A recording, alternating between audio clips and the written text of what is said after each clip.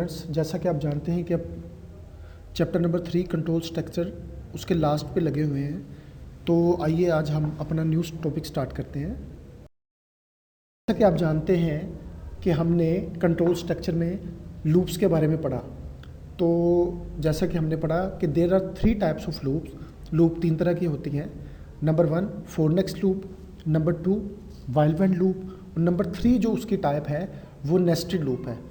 तो जैसा कि आप जानते हैं कि हम फोर लूप और वाइल व्हेन लूप के बारे में हम पढ़ चुके हैं।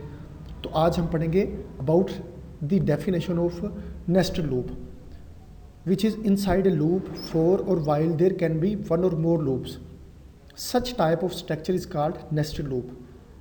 तो जो लूप है वो फोर नेक्स्ट लूप हो या वाइल व्हेन लूप हो, उसके जो अंदर ये 2 या 2 से ज़्यादा लूप्स, वो फोर नेक्स्ट लूप हो या इवन वाइल व्हेन लूप हो, वो एक दूसरे के साथ जब मिल के कम्बिनेशन में कंबाइन होकर जब वर्किंग करती हैं तो उसे आप क्या कहते हैं, नेस्टेड लूप। तो इस तरह का जो ढांचा है प्रोग्राम का, या इस तरह का जो स्ट्रक्चर है इस कैटेगरी का, जिसमें 2 या 2 से ज़्यादा लूप्स कंबाइन होकर वर्किंग करें, उसको हम कहते हैं नेस्टेड लूप।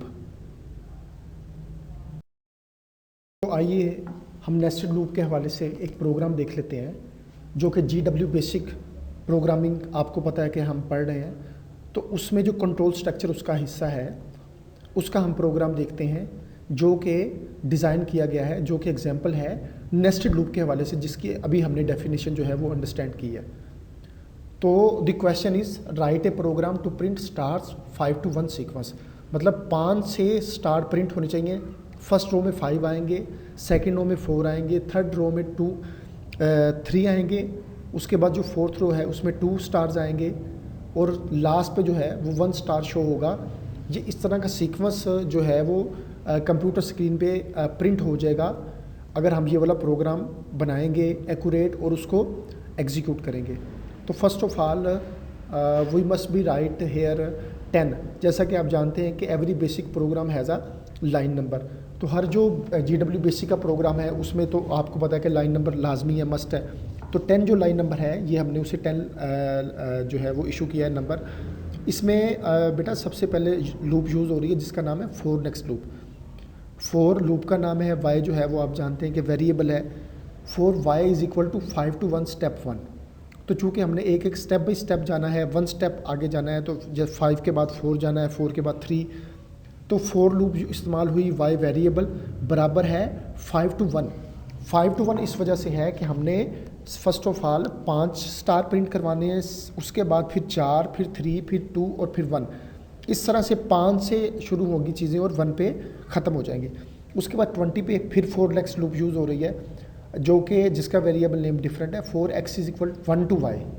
मतलब ये 1 to y, और y किसके बराबर है, 5 to 1 ये है। उसके बाद 30 जो पे चले जाएं तो 30 पे प्रिंट शो हो रहा है। प्रिंट क्या होगा, आपको पता है कि डबल कोटेशन मार्क्स के अंदर जो चीज़ लिखते हैं वो उसका पर्पज़ ये होता है कि उसे हमने कंप्यूटर स्क्रीन पे प्रिंट करवाना होता है। तो प्रिंट में डबल कोटेशन के मार्क्स के अंदर आपको एक स्टार नज़र आएगा। तो बेसिकली हम ये नेस्टेड लूप का ये जो प्रोग्राम है, इस तरह के स्टार्स को 5 से लेके 1 तक, जैसा कि मैंने आपको बताया कि फर्स्ट रो में 5 होंगे, फिर 4, 3, 2, 1, इस सीक्वेंस में हम करवाएंगे। तो वो हम इन स्टार्स को बेसिकली प्रिंट करवाना चाह रहे हैं, तो वो इसको डबल कोटेशन मार्क्स में लिखा है। उसके बाद 40 लाइन नंबर पे नेक्स्ट एक्स। अच्छा, इसमें भी एक इंटरनल लूप होती है, एक एक्सटर्नल लूप होती है। आप ऊपर देखेंगे 20 पे देखें तो फोर नेक्स्ट लूप है जिसका वेरिएबल है एक्स। तो एक्स जो है 4 से ओपन हुई थी, और नेक्स्ट पे जो ये इंटरनल लूप है ये वाली क्लोज हो रही है। उसके बाद फिर 50 पे प्रिंट हो रही है। उसके बाद नेक्स्ट वाई, यानी कि 10 नंबर पे आ जाए तो जो हमने बैरूनी लूप यानी कि एक्सटर्नल लूप जो थी वो 4y इज इक्वल 5 to 1 थी, यानी कि y वेरिएबल का नेम था, वो नेक्स्ट y से क्लोज हम कर रहे हैं। और 70 पे बेटा प्रोग्राम का हम एंड कर रहे हैं। After the completion of this program we will definitely able to display the stars 5 to 1 on your computer screen. Hopefully you understand this lecture very well. So if you have any concern about this lecture, so contact me. Thank you very much. Allah Nigeban.